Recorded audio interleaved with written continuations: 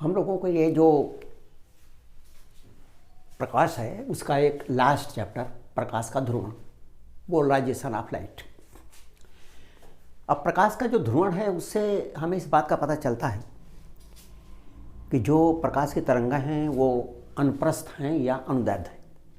हम जानते हैं कि कंपन की दृष्टि से तरंगें दो प्रकार की होती हैं। ये वो तरंगें हैं जिनमें कंपन उसी दिशा में होता है जिसमें तरंगें चलती हैं। तरंगों के संचरण की दिशा में ही कंपन होता है, उसे हम अनुदैर्ध्य तरंग कहते हैं। अनुदैर्ध्य तरंग के लिए आप हमारी जो ध्वनि तरंगें हैं वो अनुदैर्ध्य तरंगें होती हैं। वैसे अनुदैर्ध्य तरंगों के लिए अगर आप सामान्य रूप से आप देखें तो किसी ऊँट पर बैठे हुए व्यक्ति को आप देखें तो ऊँट जिधर को चलता है आदमी भी उधर को ही हिलता है, उधर को ही कंपन करता है। उसे हम अनुदैर्ध्य कंपन कहते हैं, क्योंकि जिधर संचरण है उधर ही दिशा में कंपन होता है। इसका जो ध्वनि तरंगें हैं ये एक उदाहरण है। एक दूसरे प्रकार की तरंगें हैं जिन्हें हम अनुप्रस्थ तरंग कहते हैं, ट्रांसवर्स, जिसमें तरंग के चलने की दिशा के लंबवत कंपन होता है। जैसे किसी भी रस्सी को अगर हम बांध दें दीवार में किसी खूंटी से और उसको हम कंपन कराएं ऊपर या नीचे या दाएं या बाएं, तो उसके कंपन दाएं या बाएं होंगे, लेकिन वो जो उसका जो ऊर्जा है वो आगे को बढ़ती है, तरंग आगे को चलती है। इसी प्रकार अगर हम पानी के अंदर एक कंकड़ डाल दें तो कंकड़ भी उसके अंदर जो डिस्टर्बेंस पैदा करेगा पानी में, पानी के ऊपर जो तरंगें पैदा होंगी ऊपर नीचे वो आगे बढ़ती जाती हैं, लेकिन कंपन ऊपर नीचे होता है। तो इस तरह की तरंगों को हम अनुप्रस्थ तरंग कहते हैं।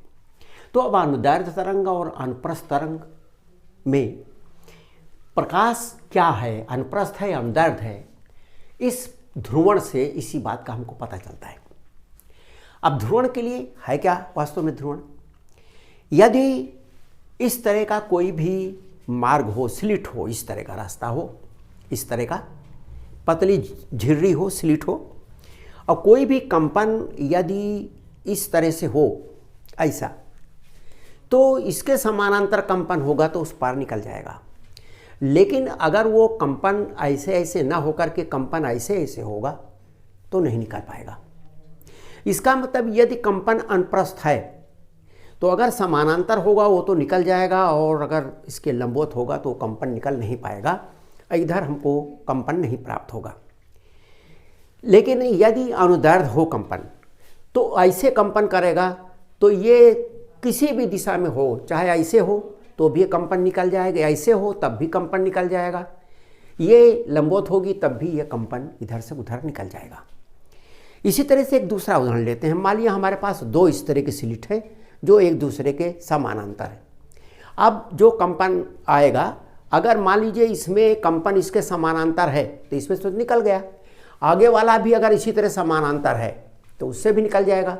लेकिन आगे वाले को अगर इसके क्रॉस कर दिया, इसके लंबवत कर दिया, तो यहाँ से निकलने वाला जो ऊपर नीचे कंपन है इसमें नहीं निकल पाएगा, क्योंकि यह आपके जो स्लिट है ये क्षैतिज है और वो कंपन इस तरह आके यहाँ रुक जाएगा। तो इस तरह से यदि कंपन अनुप्रस्थ हो तो अगर इसमें से निकल भी जाएगा तो आगे से नहीं निकल पाएगा। लेकिन यदि कंपन अनुदैर्ध्य हो तो इससे भी निकल जाएगा और इसके अंदर से भी वो निकल जाएगा।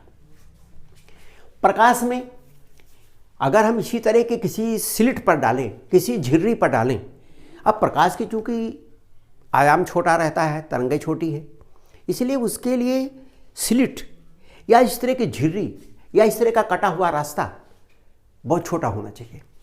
तो इस तरह का ये देखा गया है कि प्रकृति में बहुत सारे क्रिस्टल्स हैं, कोई सोडियम के हैं, को कैल्शियम के हैं, और भी फास्फोरस के, या इस तरह के और भी कई उसके हैं कंपाउंड्स। उनके क्रिस्टल्स में इस तरह का मार्ग बना रहता है। अब उदाहरण के तौर पर यदि हमने मान लिया टूरमलीन का एक क्रिस्टल ले लिया, टूरमलीन के एक क्रिस्टल को लेकर के उसको हमने काटा और इस प्रकार काटा कि उसका जो एक्सिस है, अक्ष है, वो उसके तल में रहे। तो ये मान लीजिए हमने एक टूरमलीन का क्रिस्टल काट लिया, ये टूरमलीन का क्रिस्टल काटा, समतल है, ये इसका ये अक्ष है, ये कटा हुआ है अक्ष, ये इसका एक्सिस है, पतली सी एक्सिस है। और इसी तरह के हमने दो क्रिस्टल्स को ले लिए।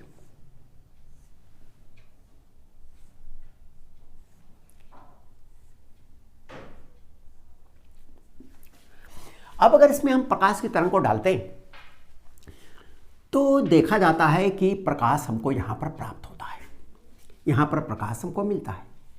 और चूंकि ये दोनों समानांतर हैं इसलिए जो कंपन इस तरह से होगा वो कंपन आएगा और वो कंपन इसके अंदर से भी होकर यहाँ निकल जाएगा। लेकिन यदि इसको हम घुमाते जाएं, इसको ऐसे रहने दें, इसको घुमा दें और इसको हम लंबवत कर दें, अगर ये लंबवत हो जाएगा तो फिर यहाँ पर कोई भी कंपन हमको प्राप्त नहीं होगा। तो इसका ये मतलब हो गया कि जो कंपन यहाँ से आता है वो यहाँ से आगे नहीं निकल पाता, यानी इसमें रुक जाता है। लेकिन यदि ये अकेला हम एक क्रिस्टल लें तो इसके अंदर से चाहे इसको जितना घुमाएं हमको प्रकाश यहाँ मिलेगा। इसका ये मतलब हुआ कि जो प्रकाश जाता है उस प्रकाश में जो कंपन है वो सभी दिशाओं में रहते हैं, सभी दिशाओं में कंपन रहते हैं। और जो कंपन यहाँ इसके समानांतर है वो कंपन निकल जाता है आगे, लेकिन जो कंपन बाकी के हैं वो रुक जाते हैं। तो यहाँ पर इसके समानांतर कंपन निकल जाएगा, इसको चाहे जितना घुमाएं जो भी इसके समानांतर होगा कंपन निकल जाएगा।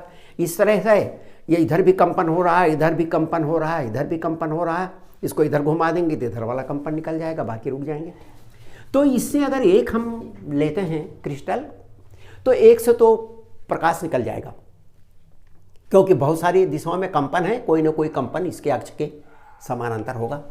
लेकिन अगर दूसरा हम ले लेते हैं और इसको इसके समानांतर रखते हैं तो ये कंपन निकल जाता है।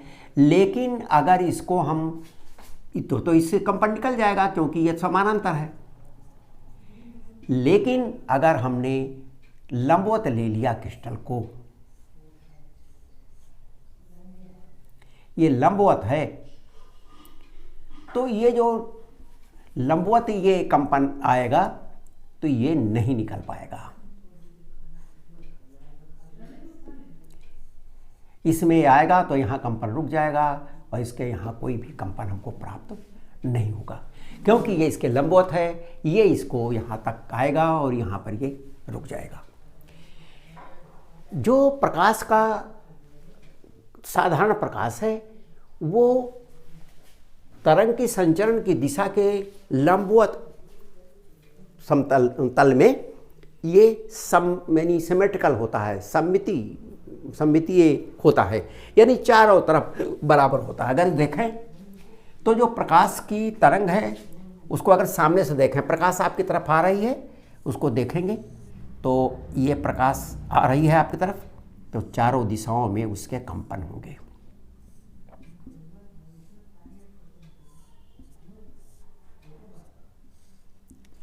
चारों दिशाओं में कंपन होंगे। ये ध्यान रखें, ये जो कंपन है ये विद्युत और चुंबकीय वेक्टर होते हैं, ये विद्युत और चुंबकीय क्षेत्र के कंपन हैं।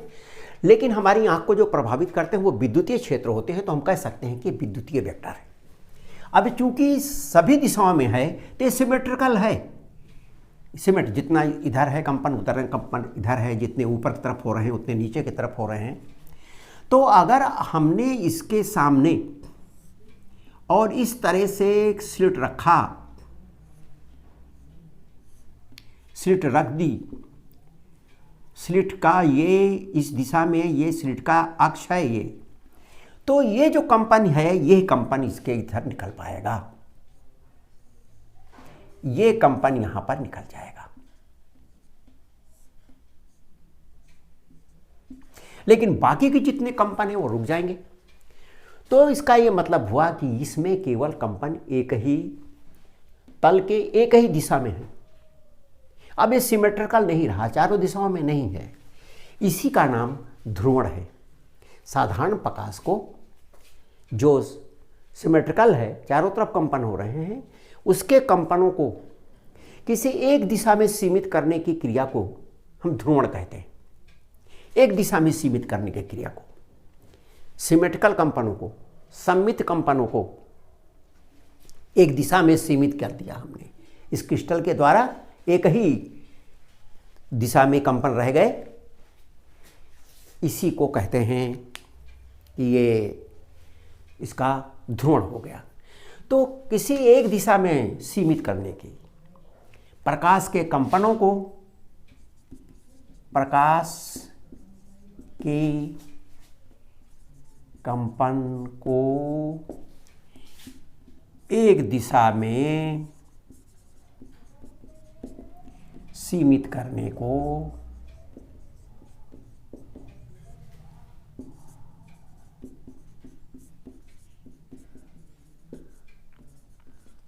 ध्रुवण कहते हैं।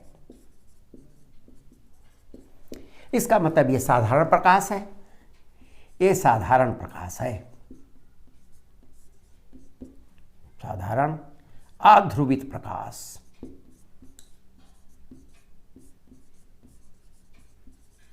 और ये ध्रुवित हो गया, ये ध्रुवित हो गया।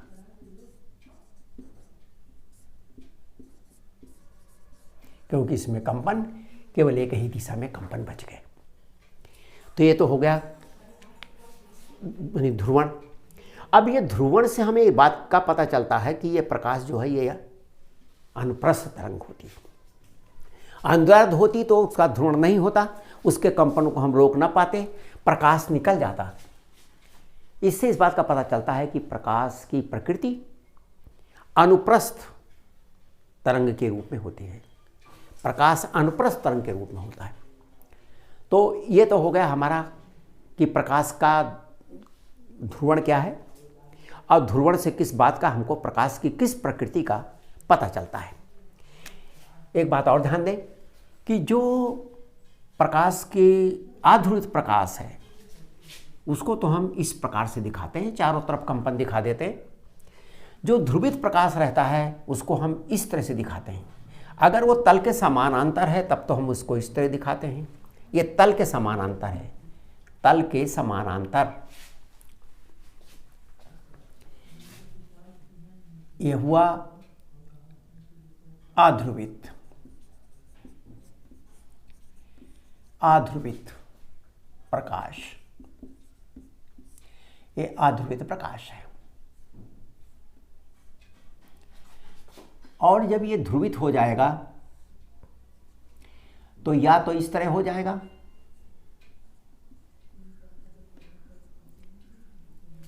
ये ध्रुवित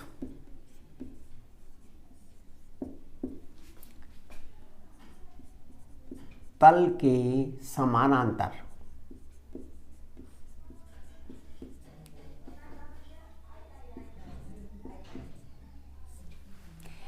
ये तल के समानांतर है। ये तल है हमारा, इस तल के समानांतर है। और ये अध्रुवित प्रकाश अगर इस तरह से होगा, ये चलने की दिशा है, ये इसके कंपन की दिशा है, लंबवत है, तल के लंबवत।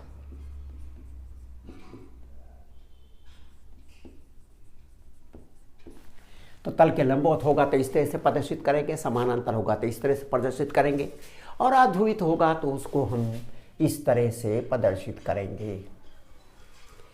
ये तो हो गया प्रकाश के ध्रुवण का क्या तात्पर्य है। अब प्रकाश के ध्रुवण, ध्रुवित प्रकाश हम कैसे कैसे प्राप्त कर सकते हैं। प्रयोगशाला में बहुत सारी विधियां हैं जिनका इस्तेमाल हम ध्रुवित प्रकाश को प्राप्त करने के लिए करते हैं। अपवर्तन की विधि है, रिफ्रैक्शन की विधि। अपवर्तन, अगर हम कांच की समान मोटाई की पट्टियां ले लें, कांच की समान मोटाई की पट्टियों को लें और उन पर हम अध्रुवित प्रकाश को डालते हैं।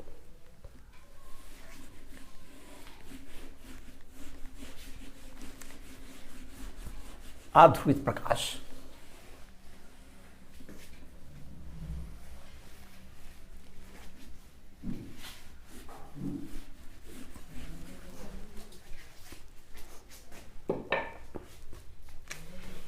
ये पहला अपवर्तन रिफ्रैक्शन, एक कांच की पट्टी है, फिर ये कांच की पट्टी, समान मोटाई की बहुत सारी कांच की पट्टियां ली, जिसको हम पट्टिका पुंजी भी कहते हैं। ये पट्टियां हैं, पट्टिका पुंज, पट्टिका पुंज। ये कांच की समान मोटाई की पट्टियां हैं। अब इसके ऊपर हमने अध्रुवित प्रकाश डाला। ये अध्रुवित प्रकाश है, इसमें सभी दिशाओं में कंपन है।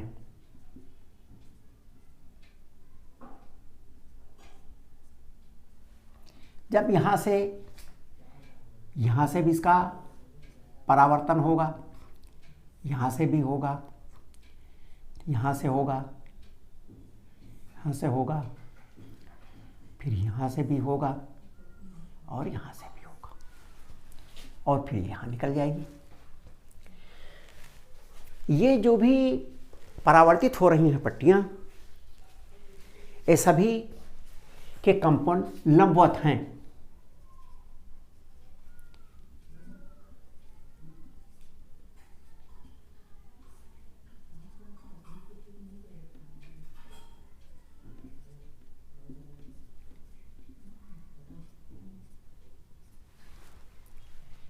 ये ध्रुवित है,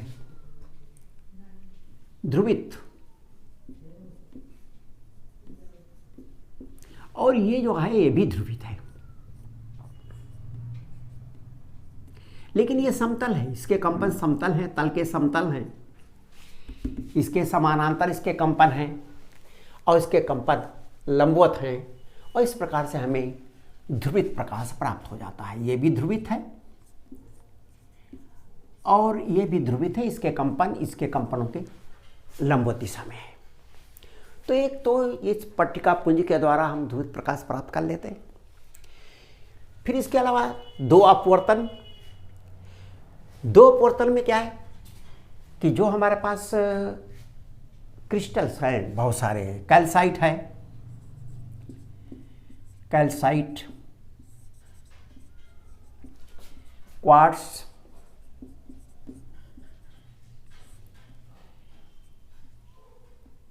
या टूरमलीन,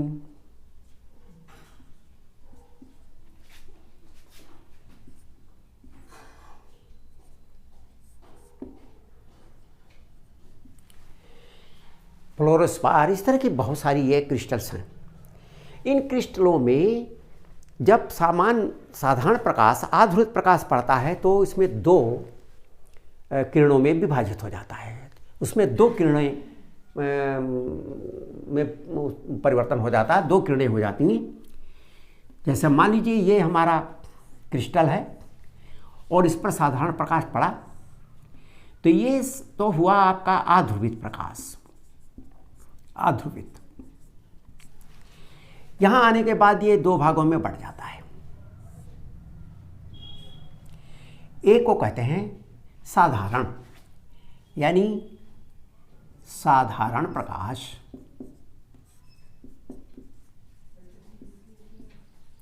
साधारण किरण। दूसरे को कहते हैं असाधारण किरण।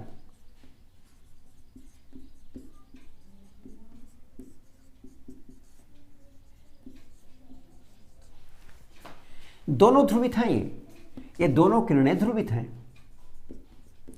ये भी ध्रुवित है और ये भी ध्रुवित है।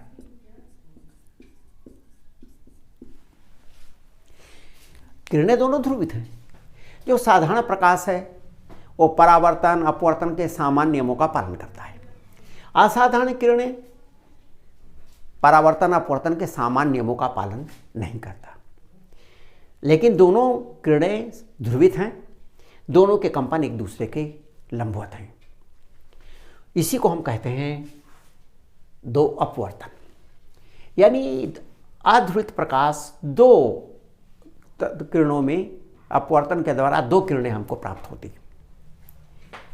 इसी तरह से आता है दो वर्णता। ये तो हुआ ये दो वर्णता। दो वर्णता भी दो अपवर्तन से ही संबंधित है। जो हमारा टूरमैलीन है। अगर हम वो टूरमैलीन का क्रिस्टल ले लें और उस पर हम प्रकाश को डालें तो ये दो प्रकार के किरणों में विभाजित हो जाता है। एक किरण जो समतल दिशा में कंपन करती है और एक जो लंबवत कंपन करती है। इस क्रिस्टल की विशेषता है कि एक प्रकार के कंपनों को अवशोषित कर दी जाती है। इसके आयाम छोटे होते जाते हैं और धीरे धीरे धीरे धीरे ये अवशोषित होकर ख़त्म हो जाते हैं। केवल लंबवत कंपन के आयाम बचे रहते हैं और इस प्रकार से हमको एक प्रकार का ध्रुवित कंपन प्राप्त हो जाता है। इसी को दो वर्णता कहते हैं। ये ध्रुवित है, ये भी ध्रुवित है और ये भी ध्रुवित है, लेकिन एक प्रकार के जो कंपन हैं अवशोषित हो जाते हैं और एक प्रकार के लंबवत कंपन हमें मिल जाते हैं जो शुद्ध रूप से ध्रुवित है। ये हुआ ध्रुवित। ये आपका अध्रुवित है, अध्रुवित।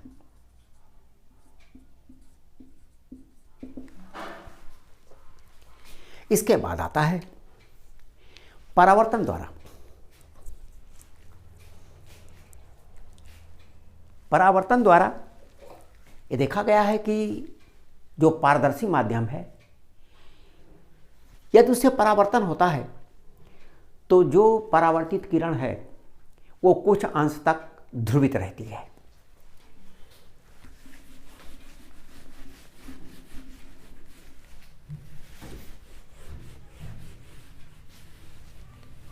परावर्तित किरण ये इम्पोर्टेंट है, इसको थोड़ा ध्यान से देखें। हम लोग इसको विरोध पढ़ लेते हैं। परावर्तन द्वारा, परावर्तन द्वारा में क्या है कि पारदर्शी माध्यम, पारदर्शी, ध्यान रखें, पारदर्शी कांच का टुकड़ा है या कोई भी पत्ती है, पारदर्शी माध्यम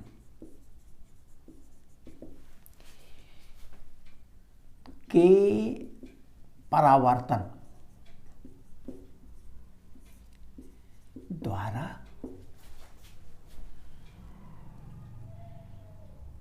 परावर्तित किरण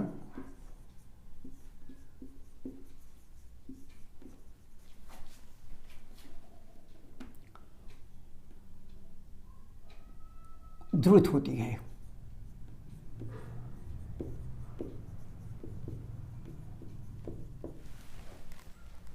पारदर्शी माध्यम के परावर्तन द्वारा परावर्तित किरण ध्रुवित होती है।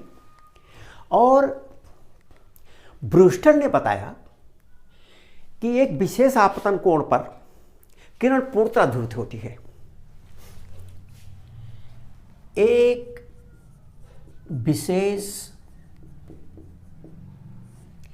आपतन कोण पर, आपतन कोण, विशेष आपतन कोण, जिसको कहते हैं ध्रुवण कोण,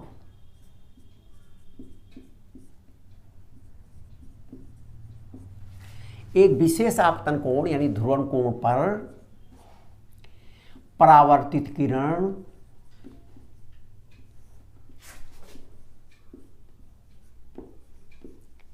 पूर्णतः ध्रुवित होती है, पूर्णतः ध्रुवित होती है।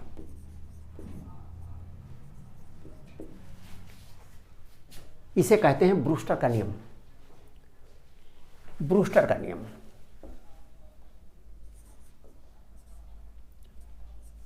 ब्रूस्टर का नियम,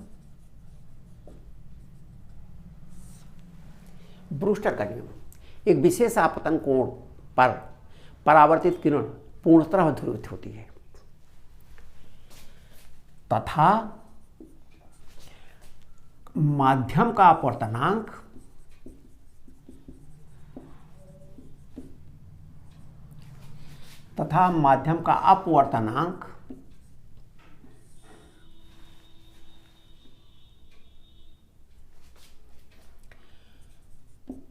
ध्रुवण कोण के tan के बराबर होता है। tan यानी स्पर्शजा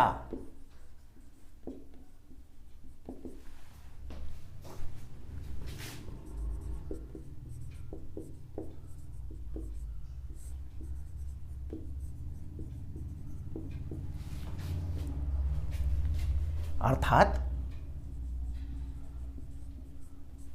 tan IP बराबर म्यू।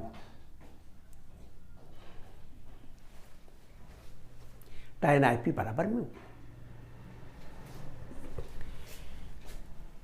ये पारदर्शी माध्यम है।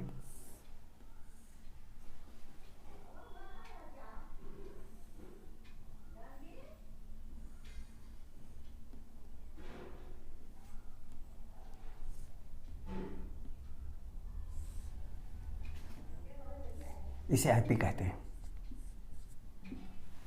ध्रुवण कोण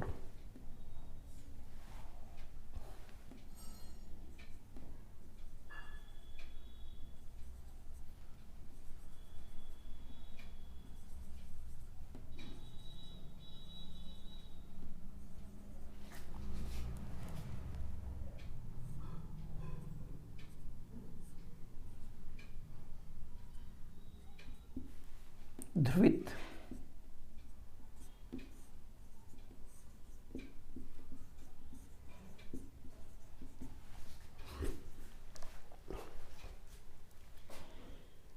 यह है आपका ब्रूस्टर का नियम।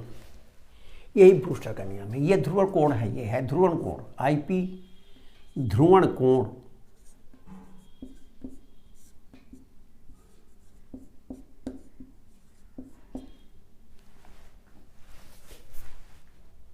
अब यहां पर यह किरण अपवर्तित किरण है, यह किरण परावर्तित किरण है। परावर्तित किरण इस स्थिति में परावर्तित और अपवर्तित किरण एक दूसरे के लंबवत होती है। यानी ये तो हुआ आपकी अपवर्तित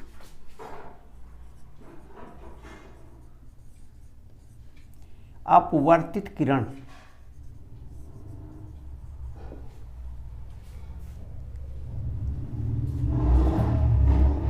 इसको O मान लिया। ये N हो गया, ये N डैश हो गया, ये हो गया A O B, ये हुआ C।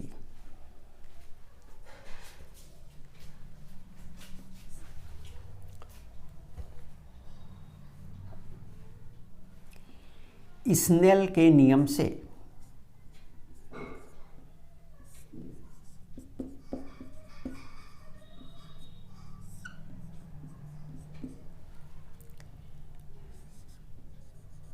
Sign IP upon sine R ये R है।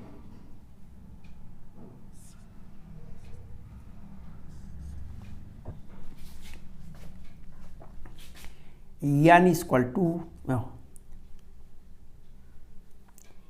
Mu equal to sine IP upon sine R, Snell के नियम से।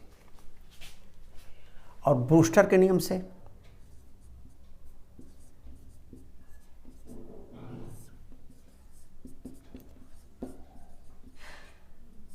ब्रूस्टर के नियम से mu equal to tan IP sine IP upon cos IP।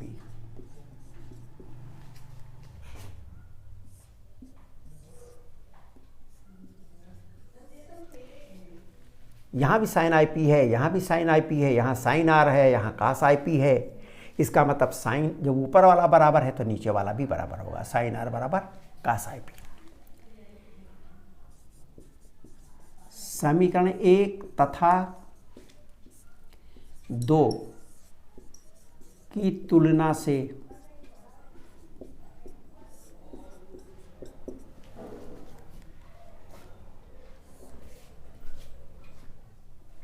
यहां से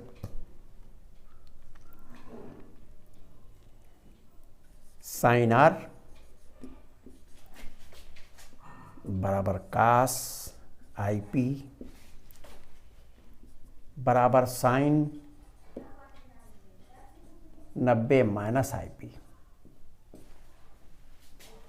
और इसीलिए R equal to 90 minus I P, इसलिए आई पी प्लस आर बराबर 90। I P plus R equal to 90। I P बराबर है एन ओ बी, इसलिए N O B plus N O C, N dash O C equal to 90। तो I P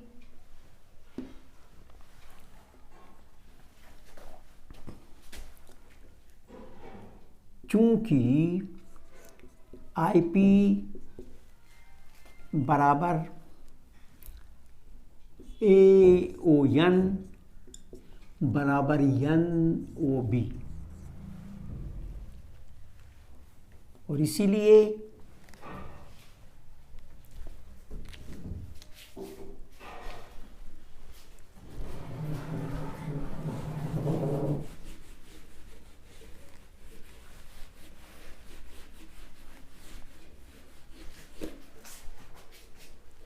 यहां देखते हैं I P बराबर A O N बराबर N O B, आपतन कोण बराबर परावर्तन कोण, तो ये हुआ N O B plus R, और इसलिए N O B plus R बराबर 90, या कोण एन ओ बी आर बराबर है एन डैश ओ सी बराबर 90, और इसीलिए कोण B O C equal to 90, अर्थात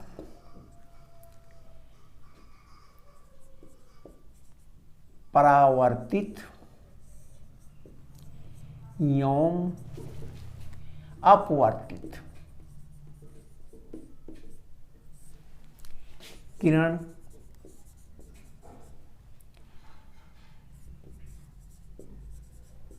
एक दूसरे के लंबवत होती है।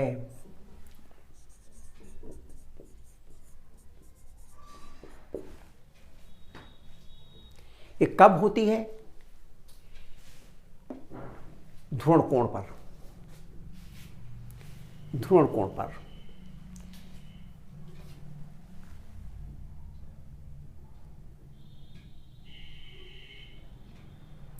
ध्रुवण कोण पर परावर्तित एवं अपवर्तित किरण एक दूसरे के लंबवत होती है। ध्रुवण कोण पर परावर्तित एवं अपवर्तित किरण एक दूसरे के लंबवत होती है।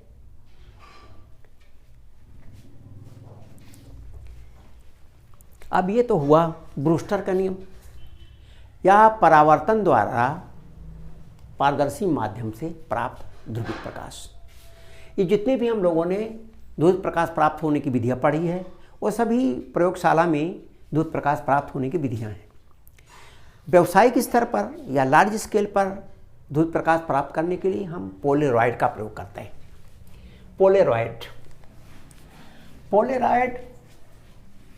एक प्रकार का ऑर्गेनिक कंपाउंड के क्रिस्टल्स होते हैं,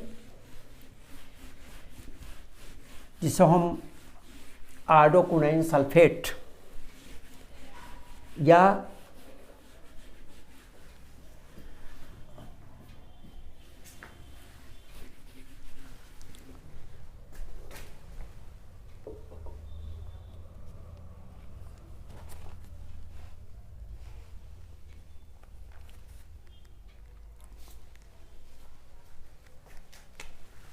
पोलेरॉइड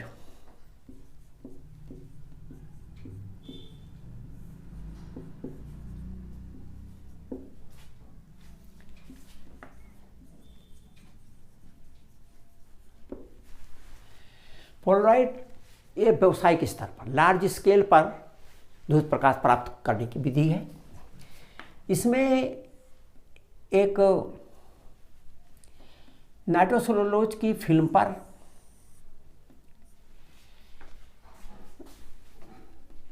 हर्पेथाइट, सामान्यतः उसका नाम है हर्पेथाइट, ऑर्गेनिक उसका नाम है आइडोकुनाइन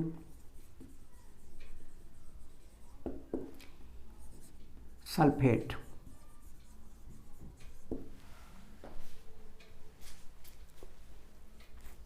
आइडोकुनाइन सल्फेट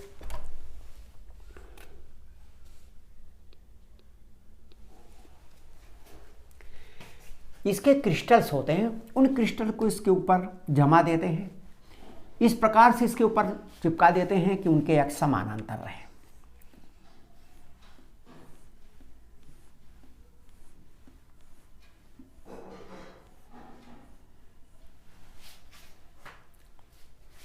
यही इसे को ही हम पोलराइड कहते हैं। पोलराइड में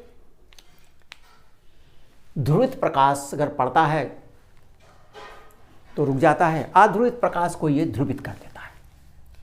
जब भी इसमें अध्रुवित प्रकाश पड़ता है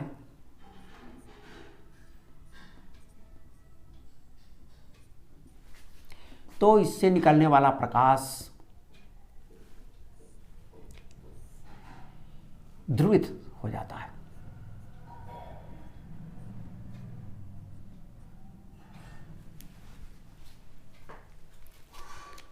यही है पोलराइड।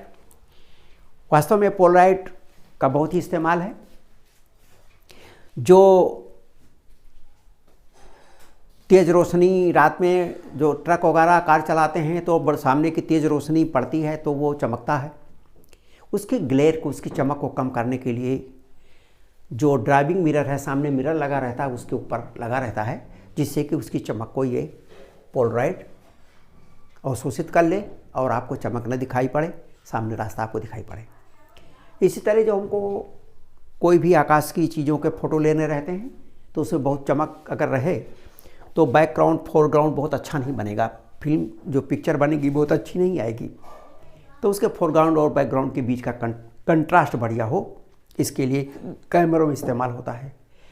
आँख तेज रोशनी से बचाने के लिए चश्मों में इसका इस्तेमाल करते हैं। तो इस तरह से अनेक जगह पर हम पोलराइड्स का इस्तेमाल करते रहते हैं।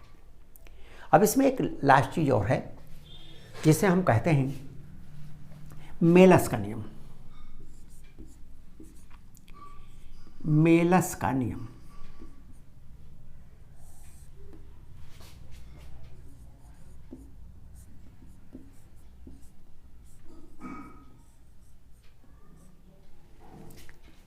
मेलस का नियम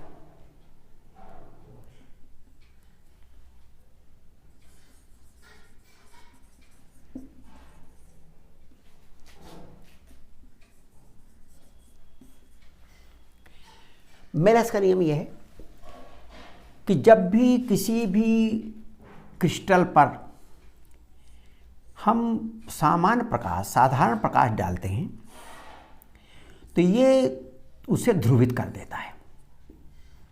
ऐसे निकलने वाला प्रकाश ध्रुवित प्रकाश होता है।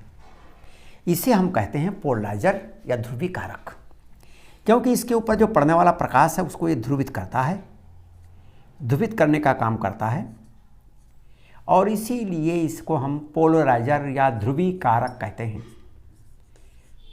ध्रुवीकारक ये पोलराइजर है।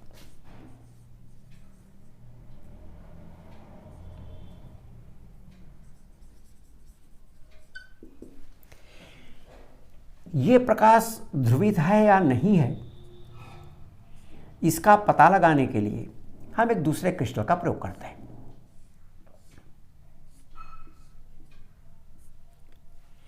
इस क्रिस्टल को घुमाएंगे, अगर ये प्रकाश ध्रुवित तो होगा तो इसकी तीव्रता यहाँ बदलती जाएगी, और इसके जब ये लंबवत हो जाएगा तो यहाँ पर बिल्कुल प्रकाश नहीं मिलेगा। ये हमको ये बता देगा कि ये प्रकाश ध्रुवित है या नहीं। अगर याद ध्रुवित होगा, चाहे जिधर घुमाइए आपको किसी न किसी दिशा का में तो अक्ष रहेगा और किसी न किसी दिशा में प्रकाश मिलेगा। तो ये केवल विश्लेषण करने का काम करती है कि प्रकाश ध्रुवित है नहीं, इसलिए क्रिस्टल वही है। हम इसको कहते हैं विश्लेषक।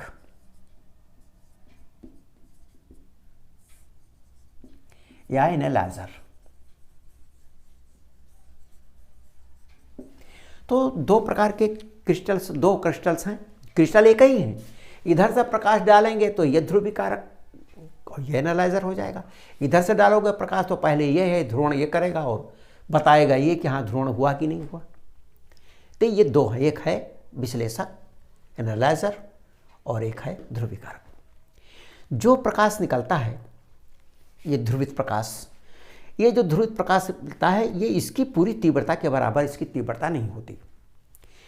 मेलस का नियम इसी की तीव्रता से संबंधित है। अगर ये सामान्य अध्रुवित प्रकाश को किसी भी ध्रुवीकारक पर डालते हैं तो उससे प्राप्त होने वाले जो प्रकाश की तीव्रता होगी, यद्यपि वो ध्रुवित प्रकाश होगा, उसकी तीव्रता इसकी तीव्रता की आधी हो जाएगी। लेकिन यदि ये ध्रुवित प्रकाश किसी भी एनालाइजर पर पड़ता है, विश्लेषक पर डाला जाता है, तो प्राप्त होने वाले प्रकाश की तीव्रता इसके अक्ष और इसके कंपन की दिशा के बीच के कोण के काश के वर्ग पर निर्भर करती है, उसके अनुक्रमानुपाती होती है। इसको हम मेलस का नियम कहते हैं। तो मेलस का नियम यह है कि किसी भी विश्लेषक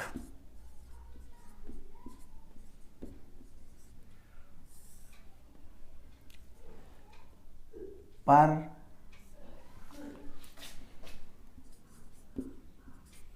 ध्रुवित प्रकाश पड़ता है तो उससे निर्गत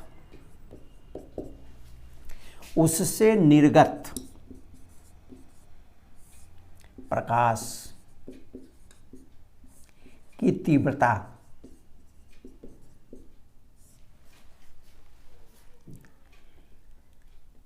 आपाती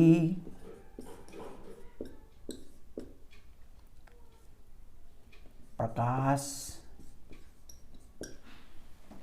के कंपन की दिशा तथा विश्लेषक के अक्ष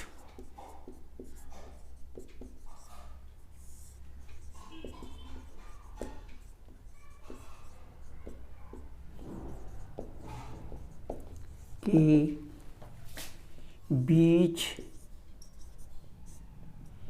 के कोण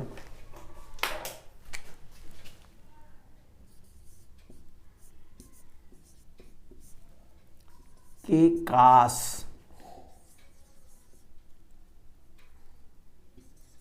के वर्ग के अनुक्रमानुपाती होता है।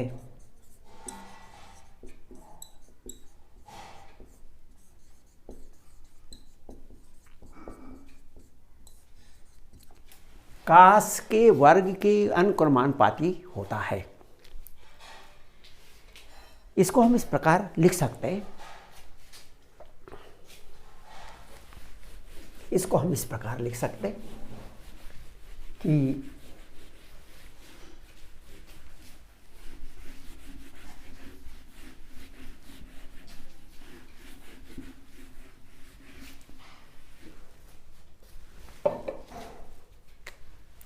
आई जो निर्गत प्रकाश की तीव्रता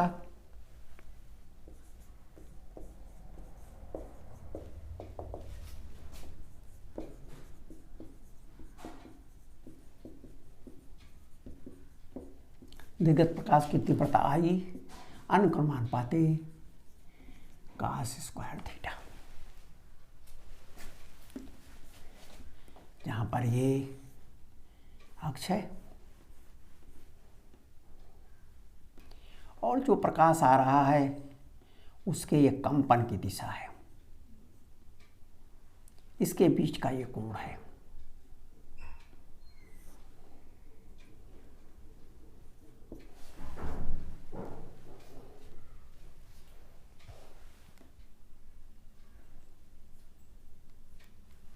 ये कंपन की दिशा है, या I equal to I0 cos square theta, जहां I0 आपाती प्रकाश की तीव्रता है।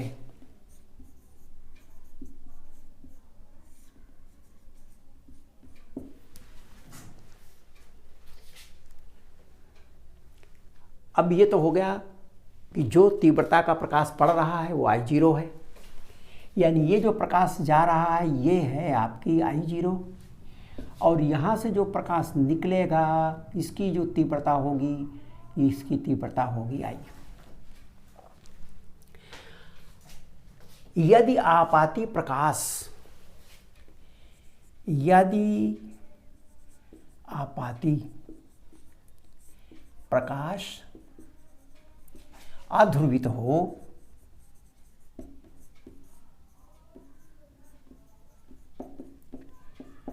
तो I बराबर I0 बटा 2।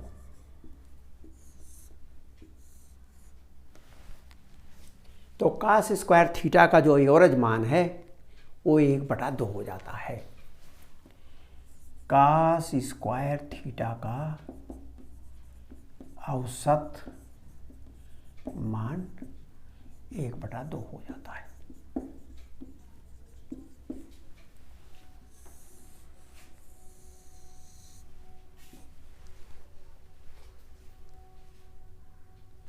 तो ये तो हो गया हमारा मेलस का नियम। अब ये जो ध्रुवण है, ये ध्रुवण से केवल हमको इस बात का पता चल जाता है कि जो हमारे जो प्रकाश है वो इलेक्ट्रिकल और मैग्नेटिक दो वेक्टरों से बनता है, और हाँ हमारी आँख को जो प्रभावित करने वाला वेक्टर है वो इलेक्ट्रिकल है, विद्युतीय वेक्टर है, वैसे इसके प्रभाव से हम चीज़ों को देखते हैं। यानी प्रकाश की जो प्रभाव उत्पन्न होता है हमारी आँख पर वो इलेक्ट्रिक वेक्टर के कारण होता है। और ये चारों दिशाओं में ये वेक्टर होते हैं, कंपन अनुप्रस्थ होता है। ध्रुवण के द्वारा हमको ये पता चल जाता है कि जो प्रकाश है वो अनुप्रस्थ तरंगें हैं, अनुदैर्ध्य नहीं है। जबकि पहले जो तरंगों को माना गया था तो वो ये माना गया था कि जो तरंगें होती हैं वो अनुदैर्ध्य होती हैं, लेकिन हाइगन ने ही मान लिया था कि ये अनुदैर्ध्य होती हैं, और उन्होंने फिर आगे चल करके जब ये प्रकाश के ध्रुवण का अध्ययन होने लगा तो उनको ही ये संदेह हुआ कि तरंगें अनुदैर्ध्य नहीं हो सकती। तो ये हद तो बस इतना ही, और ये लास्ट है, ये प्रकाश का इतना ही कोर्स आपके यहाँ है, बाकी